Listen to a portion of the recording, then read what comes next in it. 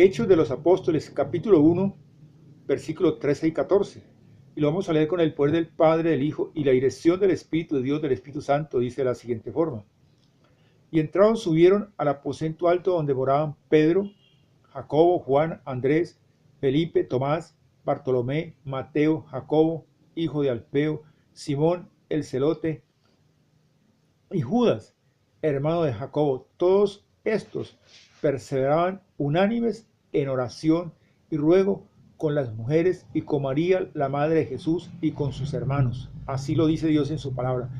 Pero, hermanos y hermanas, Dios le habla a la iglesia.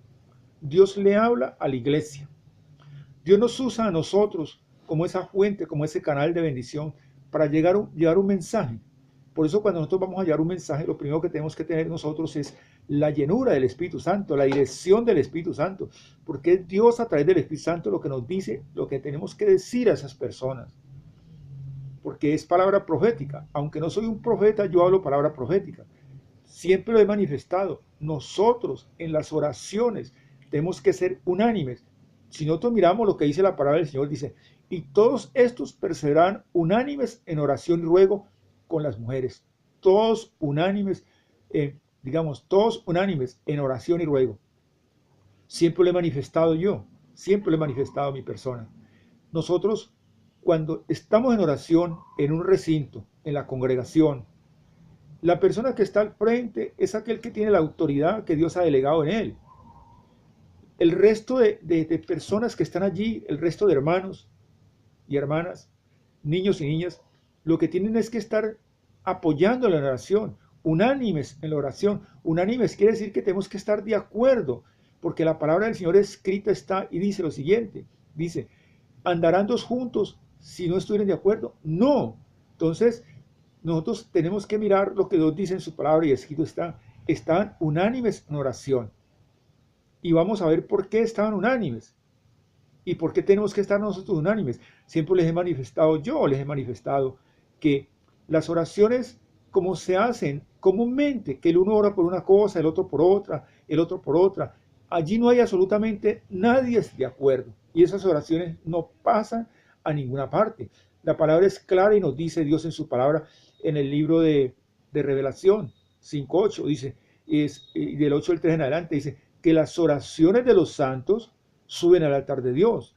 Y todos los santos que somos nosotros tenemos que estar de acuerdo con aquel que está al frente, porque la palabra nos dice en el Evangelio de Mateo capítulo 10, versículo 20, dice, no sois vosotros los que habláis, es Dios a través del Espíritu Santo, el Espíritu que sale en vosotros, y así es la palabra de Dios que sale de nosotros. No volverá vacía, sino que hará lo que Él quiere y será prosperada en todo lo que le ha enviado. Entonces nosotros miramos que allí en ese lugar, en ese aposento alto, ya vimos que todos estaban unánimes, y yo sé que de aquí en adelante todos ustedes vamos a estar unánimes en oración. El que está al frente es el que lleva la oración. Él es. Nosotros simplemente, amén, así sea, porque así lo dice la palabra del Señor en la segunda carta de los Corintios, capítulo 1, versículo 20, que en él todas las promesas son el sí y el amén, que habla Dios en su palabra en el libro de Revelación o Apocalipsis 3:14. Entonces nosotros miramos que allí en ese aposento había 120 personas en ese aposento alto. Y personas, miren lo que había, eso es algo tan maravilloso. En ese aposento habían 120 personas de 18 naciones diferentes conocidas en esa época. Y fue el día del Pentecostés. ¿Por qué dice la palabra de esto? Porque la palabra es clara y nos dice en los evangelios que en donde habemos 2 o 3 reunidos en su nombre, allí está Él en medio de nosotros. Esa es la importancia que tenemos nosotros. Que es después de que hagamos 2, pero solamente va a subir la oración de estos 2. No, Dios dice en su palabra y escrito está en la segunda carta de Pedro, capítulo 3, versículo 9, que Él no quiere que nadie se pierda, sino que todos lleguemos al arrepentimiento. Que no estemos en rebeldía, porque esto es rebeldía, no escuchar la palabra. Nosotros tenemos que pedir al Señor sabiduría. Por eso yo siempre les he dicho, cuando nosotros vamos a la palabra del Señor, tenemos que tener la dirección del Espíritu Santo, el Espíritu de Dios, para que Él nos guíe. Porque debemos de saber que Dios el Padre fue el que nos creó.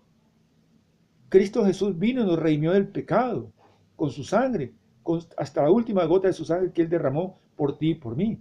Pero el Espíritu Santo es el que nos guía, el que nos santifica. Y si nosotros no estamos de acuerdo, estamos en rebeldía con el Señor.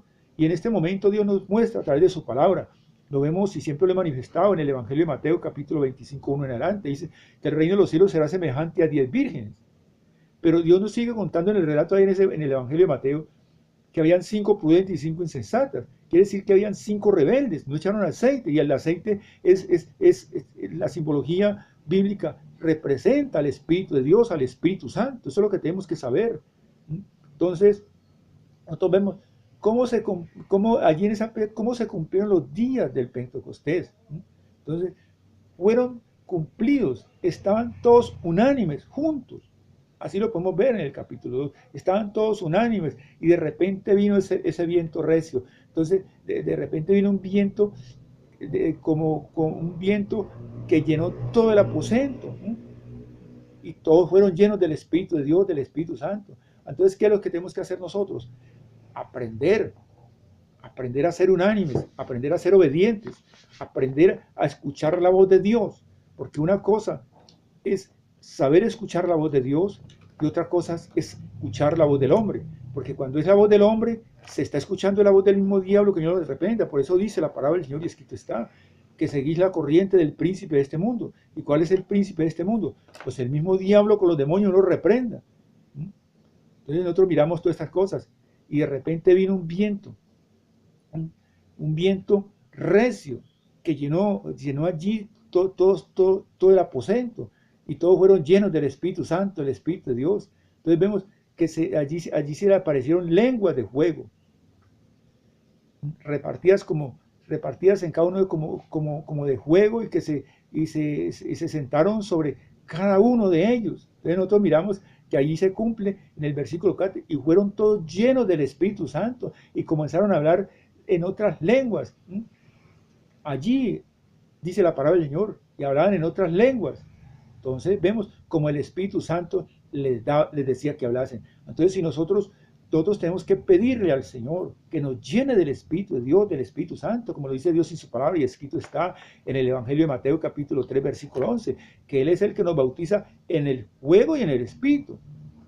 Entonces, yo sinceramente les digo, hermanos y hermanas, seamos obedientes a la palabra del Señor, aprendamos a conocer la voz de Dios, que conociendo la voz de Dios no nos interesa conocer la otra voz, porque cuando nosotros conocemos la voz del hombre o escuchamos la voz del hombre, y eso es lo que quiere el mismo diablo con los demonios, lo reprenda, porque él lo dice en el libro de Apocalipsis o Revelación 12:12, parte B, parte final, dice que él ha descendido con gran furia. ¿Por qué ha descendido con gran furia? Porque él sabe que le queda poco tiempo y él no se quiere ir solo. Entonces, si en este instante llegara Cristo Jesús por la iglesia, ¿qué pasaría?